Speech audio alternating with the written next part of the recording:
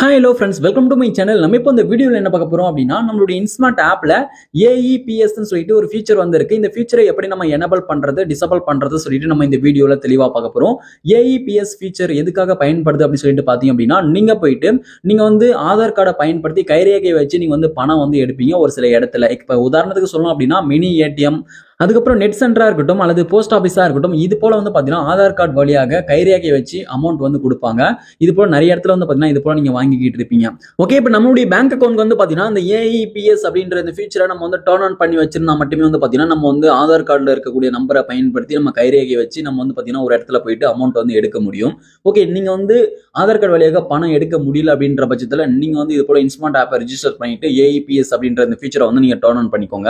Okay, இப்ப நம்ம AEPS அப்படின்ற இந்த ஃபீச்சரை எப்படி நம்ம எனேபிள் மற்றும் டிசேபிள் பண்றதை சொல்லிட்டு நம்ம இந்த வீடியோல தெளிவா பார்க்கலாம். அதனால இந்த வீடியோவை நீங்க ஸ்கிப் பண்ணாம பாருங்க. இது போல இன்ட்ரெஸ்டிங்கான நிறைய வீடியோஸ் நீங்க தெரிஞ்சுக்கணும் அப்படின்னா மறக்காம நம்ம சேனலை சப்ஸ்கிரைப் பண்ணிட்டு பெல் ஐகானை கிளிக் பண்ணி ஆல்ல செட் பண்ணிக்கோங்க. அப்பதான் நான் போடக்கூடிய அனைத்து வீடியோக்களும் உங்களுக்கு தொடர்ச்சியான நோட்டிஃபிகேஷன் சேரும். ஓகே, இப்போ வாங்க வீடியோக்குள்ள போகலாம். ஓகே, இப்போ நீங்க ஃபர்ஸ்ட் என்ன பண்றீங்க அப்படின்னா உங்களுடைய இன்ஸ்மார்ட் ஆப் ஓபன் பண்ணிக்கோங்க. இப்போ நான் இதோட இன்ஸ்மார்ட் ஆப் ஓபன் பண்ணிட்டேன். இன்ஸ்மார்ட் ஆப் ஓபன் பண்ணிட்டு இதுல பாருங்க லாகின் வித் எம்பின் சொல்லிட்டு கேக்குறாங்க. இப்போ உங்களுக்கான எம்பின் என்டர் பண்ணி நீங்க பாத்தீங்கன்னா உங்களுடைய இன்ஸ்மார்ட் ஆப் அன்லாக் பண்ணிக்கோங்க.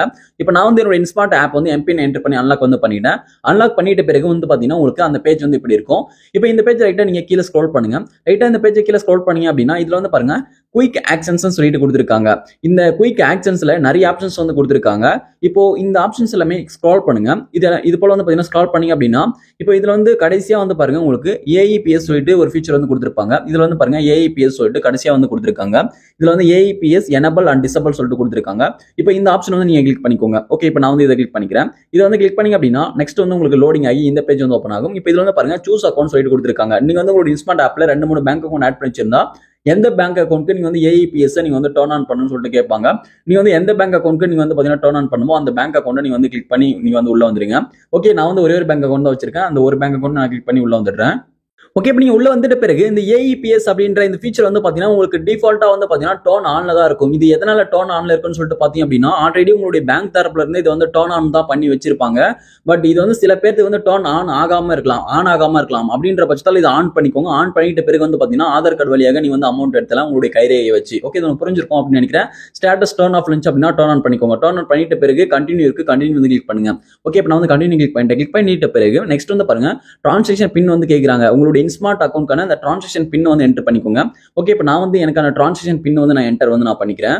ஓகே, இப்போ பாருங்க நீங்க இந்த டிரான்சாக்ஷன் பின்னை இன்ஸ்மார்ட்டை நீங்க ரெஜிஸ்டர் பண்ணும்போது நீங்க செட் பண்ணிருப்பீங்க. அந்த பின் என்டர் பண்ணிக்கோங்க. சரியா டிரான்சாக்ஷன் பின் என்டர் பண்ணி முடிச்சிட்டேன். என்டர் பண்ணி முடிச்சிட்ட பிறகு இப்போ சக்சஸ் சொல்லிட்டு பாருங்க. ஓகே, இப்போ இதுல பாருங்க Aadhaar enabled payment system linked for the account has been enabled successfully சொல்லிட்டு வருது. இப்போ சக்சஸ்ஃபுல்லா பாத்தீங்கன்னா நம்ம ஆதார் பேமெண்ட் சிஸ்டத்தை நம்ம எனேபிள் பண்ணியாச்சு. ஓகே, இதுக்கப்புறம் பாத்தீங்கன்னா நீங்க ஆதார் கார்டு வழியாக நீங்க உங்களுடைய ஆதார் கார்டு நம்பரை பயன்படுத்தி கைரேகை வச்சு நீங்க மினி ஏடிஎம்ல இருக்கட்டும் எங்கேயா இருக்கட்டும் நீங்க பாத்தீங்கன்னா அமௌண்ட் நீங்க வாங்கிக்கலாம். ஓகே, இது புரிஞ்சிருக்கும் அப்படின்னு நினைக்கிறேன். ஓகே, உங்களுக்கு நெக்ஸ்ட் பாத்தீங்கன்னா உடனே ஒரு மெசேஜ் வரும் பேங்க் தரப்புல இருந்து.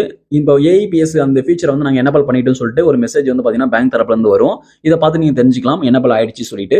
ஓகே, இப்போ உங்களுக்கு இது போல ஆதார் கார்டு வழியாக பணம் எடுக்கக்கூடிய இந்த ஆதார் பேமெண்ட் சிஸ்டம் உங்களுக்கு வேண்டாம், நான் டிசேபிள் பண்ணணும்னு நினைச்சீங்க அப்படின்னா இது ஸ்டேட்டஸ் இருக்கு. இது எனேபிள் இருக்கும் ஸ்டேட்டஸ் இது டர்ன் ஆஃப் பண்ணிக்கோங்க. டர்ன் ஆஃப் பண்ணிட்டு எப்பவும் போல பாத்தீங்கன்னா உங்களுடைய அடுத்த ஸ்டெப்ல டிரான்சாக்ஷன் பின்னை என்டர் பண்ணி நீங்க பாத்தீங்கன்னா டர்ன் ஆஃப் பண்ணிக்கலாம். ஓகே, இதே போல தான் பாத்தீங்கன்னா நம்ம டர்ன் ஆஃபும் பண்ணணும். ஓகே, இப்போ உங்களுக்கு AEPS ஆதார் பேமெண்ட் சிஸ்டத்தை எப்படி எனேபிள் அண்ட் டிசேபிள் பண்றது சொல்லிட்டு உங்களுக்கு தெரிஞ்சிருக்கும் அப்படின்னு நினைக்கிறேன். இந்த வீடியோ உங்களுக்கு பயனுள்ளதாக இருந்துச்சு அப்படின்னா இந்த வீடியோக்கு மறக்காம ஒரு லைக் பண்ணுங்க. Thank you friends.